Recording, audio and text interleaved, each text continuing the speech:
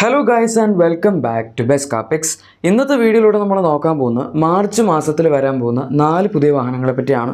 അതിൻ്റെ കൂട്ടത്തിൽ മിക്ക വണ്ടികളും SUV തന്നെയാണ് എന്ന് നമുക്ക് പറയാം. എന്തായാലും ആദ്യം തന്നെ പറയാൻ പറ്റുന്നത് മോസ്റ്റ് അവൈറ്റഡ് എന്ന് പറയാൻ പറ്റില്ലെങ്കിലും ഒരു അപ്ഗ്രേഡഡ് മോഡൽ പോലത്തെ വേർഷനാണ്. അതാണ് നമ്മുടെ ഹ്യുണ്ടായി ക്രെറ്റയുടെ എൻലൈൻ. ഇതിൻ്റെ ടീസേഴ്സും അതുപോലെ ഹ്യുണ്ടായി തന്നെ പുറത്തുവിട്ടിരിക്കുന്ന ഒഫീഷ്യൽ ഇമേജസും ഒക്കെ വന്നു തുടങ്ങിയിട്ടുണ്ട്. ഇപ്പോൾ ഈ കാണാം നിങ്ങൾക്ക് ഈ വാഹനത്തിൻ്റെ ഡിസൈൻ ഏകദേശം ഇങ്ങനെയൊക്കെ തന്നെ ആയിരിക്കും ഇരിക്കുന്നത്. ഇത് ഹ്യുണ്ടായി തന്നെ പുറത്തുവിട്ട ഇമേജ് ആണ് കേട്ടോ. ആൻഡ് ഇതിൻ്റെ ലോഞ്ച് അവർ പറഞ്ഞിരിക്കുന്ന മാർച്ച് 11-നാണ്. എന്ന് വെച്ചാൽ ആ സമയത്തായിരിക്കും നമുക്കിതിൻ്റെ പ്രൈസ് ഒക്കെ അറിയാൻ പറ്റുന്നത്. ബാക്കിയൊക്കെ അവർ അതിന് മുമ്പ് തന്നെ പുറത്ത് വിട്ടോളും. ഹ്യുണ്ടായിക്ക് പിന്നെ ആദ്യം അൺവെയിൽ ചെയ്തിട്ട് പിന്നെ ലോഞ്ച് ചെയ്യുന്ന പരിപാടിയൊന്നുമില്ല. വണ്ടി അവർ ലോഞ്ചിന് തൊട്ട് മുമ്പായിട്ട് ഇങ്ങനെ പതുക്കെ ഇപ്പോൾ പുറത്തുവിട്ടിരിക്കുന്ന ഈ ഫോട്ടോസ് പോലെ അവർ ഇനിയും ഇഷ്ടംപോലെ ഫോട്ടോസും പുറത്ത് വിടും. അപ്പോൾ നമുക്ക് ഈ വാഹനത്തിൻ്റെ ഡിസൈനൊക്കെ എക്സാക്റ്റ് ആയിട്ട് കാണാൻ പറ്റും. ഇപ്പോൾ തന്നെ മനസ്സിലായി. ഇതിൻ്റെ അകത്ത് ഇപ്പോൾ പറയാൻ പറ്റുന്ന വ്യത്യാസം എന്തൊക്കെയാണെന്ന് വെച്ചാൽ മൊത്തത്തിലൊരു റെഡ് സറൗണ്ട് കൊടുത്തിട്ടുണ്ട്. അതുപോലെ തന്നെ നമുക്ക് ഈ പുതിയ ബ്ലൂ പെയിൻറ്റ് സ്കീം അവൈലബിൾ ആണ്.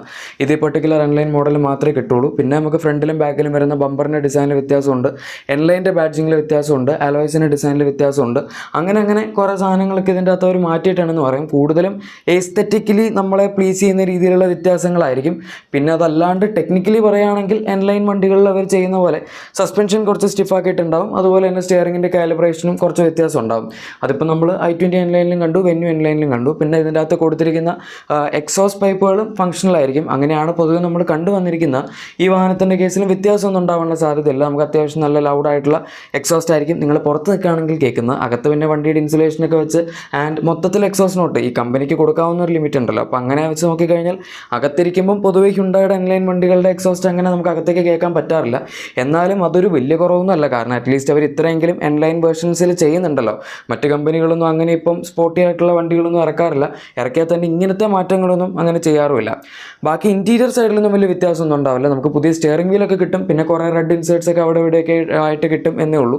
അല്ലാണ്ട് പുതിയ ഫീച്ചേഴ്സായിട്ടൊക്കെ പറയാനാണെങ്കിൽ ചിലപ്പം കൂടിപ്പോയ ഹെഡ് അപ്പ് ഡിസ്പ്ലേ വരും. അല്ലാണ്ട് എനിക്ക് തോന്നുന്നില്ല. സെൽട്ടോസിലൊക്കെ ഇതിൻ്റെ അകത്ത് ഇല്ലാത്ത കുറച്ച് ഫീച്ചേഴ്സ് ഉണ്ടല്ലോ, അഡീഷണൽ ആയിട്ട് ഹെഡ് അപ്പ് ഡിസ്പ്ലേ പോലുള്ള സാധനങ്ങൾ, അതൊക്കെ ആഡ് ആയാലേ ഉള്ളൂ. അല്ലാണ്ട് എനിക്ക് തോന്നുന്നില്ല.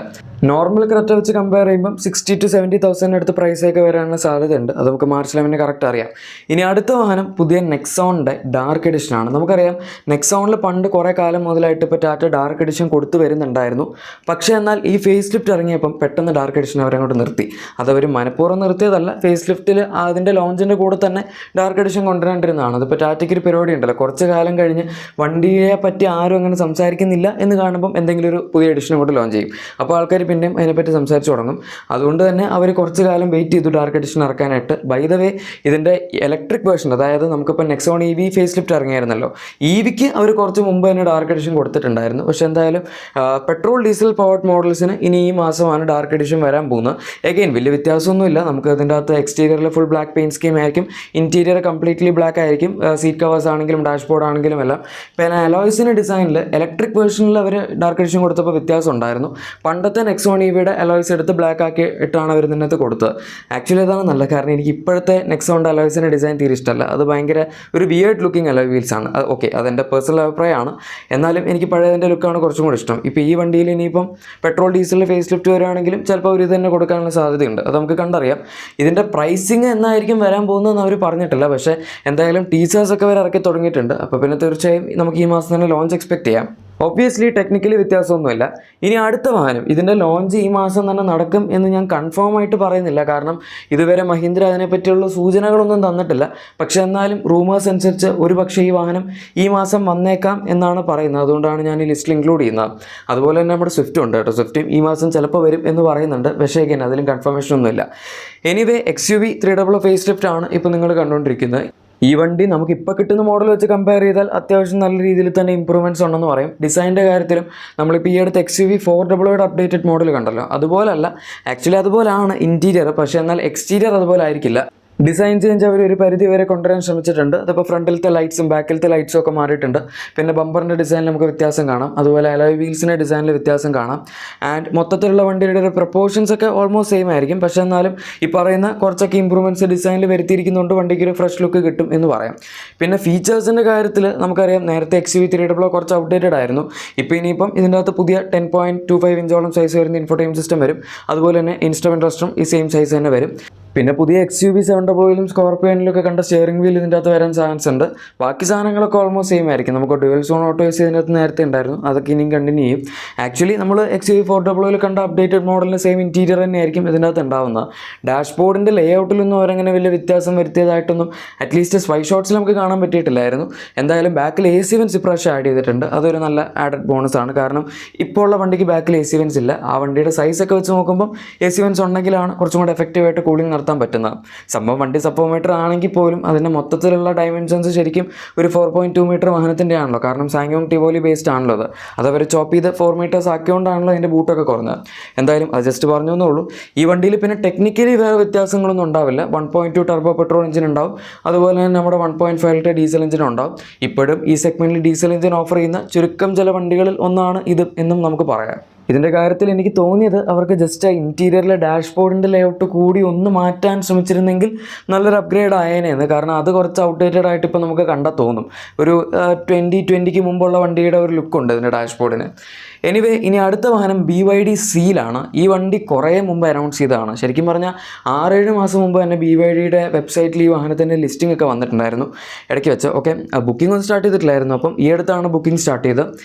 എന്തായാലും ഈ വണ്ടി അവസാനം ഇന്ത്യയിലേക്ക് വരുന്നതിൻ്റെ ഡേറ്റൊക്കെ കൺഫേം ആയിട്ടുണ്ട്. ഈ വരുന്ന മാർച്ച് 5-നാണ് ഈ വാഹനം ലോഞ്ച് ആവാൻ പോകുന്നത്. എന്ന് വെച്ചാൽ പ്രോപ്പർ ലോഞ്ച് ആയിരിക്കും. പ്രൈസും കാര്യങ്ങളൊക്കെ നമുക്ക് പറയാൻ പറ്റും. ആൻഡ് ഇത് ഒരു ഇൻട്രസ്റ്റിംഗ് ആയിട്ടുള്ള വണ്ടിയാണോ എന്ന് ചോദിച്ചാൽ അല്ല. കാരണം ഇതൊരു മാസ് മാർക്കറ്റ് അപ്പീലിന് പോകാൻ പോകുന്ന വണ്ടിയൊന്നും അല്ല. ഓൾമോസ്റ്റ് 55 to 60 ലാക്സിൻ്റെ അകത്ത് തന്നെ പ്രൈസ് വരും. കാരണം CBU ആയിട്ടാണ് BYD വാഹനം ഇന്ത്യയിൽ കൊണ്ടുവരാൻ പോകുന്നത്. അതായത് കംപ്ലീറ്റ്ലി ബിൽഡപ്പ് യൂണിറ്റ് ആയിരിക്കും. അതുകൊണ്ട് തന്നെ പുറത്ത് 30 lakhs 35 lakhസിനടുത്ത് വില ഉള്ളെങ്കിലും ഇന്ത്യയിലേക്ക് വരുമ്പോഴേക്കും അതിൻ്റെ ഡബിളൊക്കെ വന്ന് ഈ ഒരു റേറ്റ് ഈ വാഹനത്തിനാവും.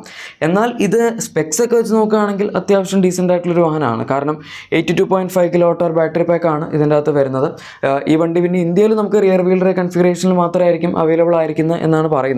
പുറത്ത് ഇതിൻ്റെ ഓൾ വീൽ ഡ്രൈവ് വേർഷൻസ് ഒക്കെ അവൈലബിൾ ആണ്. എന്തായാലും നമുക്കിവിടെ ഇതിൽ 230 bhp ആൻഡ് 360 Nm ടോർക്കാണ് കിട്ടുന്നത്. 0 to 100 എത്താൻ ഏകദേശം 5.9 സെക്കൻഡ്സിനടുത്ത് എടുക്കും. എന്ന് വെച്ചാൽ നമ്മുടെ ഐണിക് 5-നേക്കാൾ ഇത്തിരി കൂടെ ഫാസ്റ്റ് ആണ് എന്ന് പറയാം. പിന്നെ ഇത്രയും വലിയ സൈസുള്ള ബാറ്ററി പാക്ക് ആണല്ലോ. സത്യം പറഞ്ഞാൽ ആ പ്രൈസ് പോയിന്റ് നോക്കുകയാണെങ്കിൽ ഏറ്റവും വലിയ ബാറ്ററി പാക്ക് ഇതിൻ്റെ തന്നെയാണ്. സെക്കൻഡ് നമുക്ക് EV6 പറയും. കാരണം അത് 77 kWh അടുത്തുണ്ട്. ഈ വണ്ടി 82.5 kWh ഉള്ളതുകൊണ്ട് തന്നെ 570 കിലോമീറ്റേഴ്സിൻ്റെ ക്ലെയിംഡ് റേഞ്ച് ഇതിന് കിട്ടുന്നുണ്ട്. എന്ന് വെച്ചാൽ റിയൽ ലൈഫിൽ എങ്ങനെയായാലും 500 km പ്ലസ് ഇത് ഓടിയില്ലെങ്കിലേ അത്ഭുതമുള്ളൂ. പിന്നെ ഇതിനകത്ത് 150 kW ഫാസ്റ്റ് ചാർജിങ് ഒക്കെ സപ്പോർട്ട് ചെയ്യുന്നുണ്ട്. അതുകൊണ്ട് തന്നെ 37 minutes കൊണ്ട് 10 to 80% ആക്കാൻ പറ്റും എന്നാണ് BYD ക്ലെയിം ചെയ്യുന്നത്. പക്ഷേ ഒരു കാര്യമുണ്ട്, നമുക്കിത് ഇന്ത്യയിൽ ചെയ്യാൻ പറ്റില്ല. കാരണം ഇന്ത്യയിൽ 150 kWh ചാർജർ നിങ്ങൾ മെഷീൻ നോക്കിയാൽ പോലും കിട്ടില്ല. ഉണ്ട്, കിയ ആയിട്ട് കുറച്ച് ചാർജേഴ്സ് സെറ്റപ്പ് ചെയ്തിട്ടുണ്ട്. പക്ഷേ കേരളത്തിലുള്ളതായിട്ടൊന്നും എൻ്റെ അറിവിലില്ല. പിന്നെ അതൊക്കെ ഇനി കുറച്ച് കാലം കൊണ്ട് ഡെവലപ്പായി വരണം. അപ്പോഴേ ഇത്രയും ഫാസ്റ്റായിട്ട് ചെയ്യാൻ പറ്റുള്ളൂ. നോർമൽ AC ചാർജർ 11 kWh ചെയ്യുകയാണെങ്കിൽ തന്നെ 8.6 hours എടുക്കുന്നുണ്ട് 0 to 100 എത്താനായിട്ട്. പിന്നെ ഇൻറ്റീരിയറിലേക്ക് ഈ വാഹനം അത്യാവശ്യം പ്രീമിയമാണ്. കാരണം വളരെ വലിയ 15.6 ഇഞ്ചസിൻ്റെ ഇൻഫോടൈം സിസ്റ്റം ഒക്കെ വരുന്നുണ്ട്. ഇതും നമുക്ക് വെർട്ടിക്കൽ ആൻഡ് ഹൊറിസോണ്ടൽ ടിൽറ്റ് ചെയ്യാൻ പറ്റും ഇലക്ട്രിക്കലി. ആൻഡ് 10.25 ഇഞ്ച് വരുന്ന ഇൻഫോടൈം സിസ്റ്റം ഉണ്ട്, ഹെഡ് അപ്പ് ഡിസ്പ്ലേ ഉണ്ട്. അങ്ങനെയൊന്നും പറയണ്ട, വളരെ പ്രീമിയം ആയിട്ടുള്ള ക്യാബിനാണ് ഈ വാഹനത്തിൽ BYD കൊടുത്തിരിക്കുന്നത്. അതുകൊണ്ട് നിങ്ങൾ ഇത്രയും പ്രൈസ് കൊടുത്താലും അക്കാര്യത്തിലൊന്നും യാതൊരു കോംപ്രമൈസും ഇല്ല. അത് പാറ്റോത്രിയുടെ കേസിൽ അങ്ങനെ തന്നെയാണ്. 35 lakhസിനടുത്താണ് എക്സ്ഷോറൂം എങ്കിൽ പോലും ആ വണ്ടിയുടെ ക്യാബിനൊക്കെ വളരെ പ്രീമിയമാണ്. എന്തായാലും ഇതാണ് നമുക്ക് ഇന്ന് പറയാനുണ്ടായിരുന്ന 4 പുതിയ വാഹനങ്ങൾ. വീഡിയോ ഇഷ്ടപ്പെട്ടു എന്ന് വിചാരിക്കുന്നു. ഇഷ്ടപ്പെട്ടെങ്കിൽ ലൈക്കും സബ്സ്ക്രൈബും ഷെയറും ഒക്കെ ചെയ്തേക്കാം. നമുക്ക് മറ്റൊരു വീഡിയോയിൽ കാണാം. Thank you for watching my video and good bye.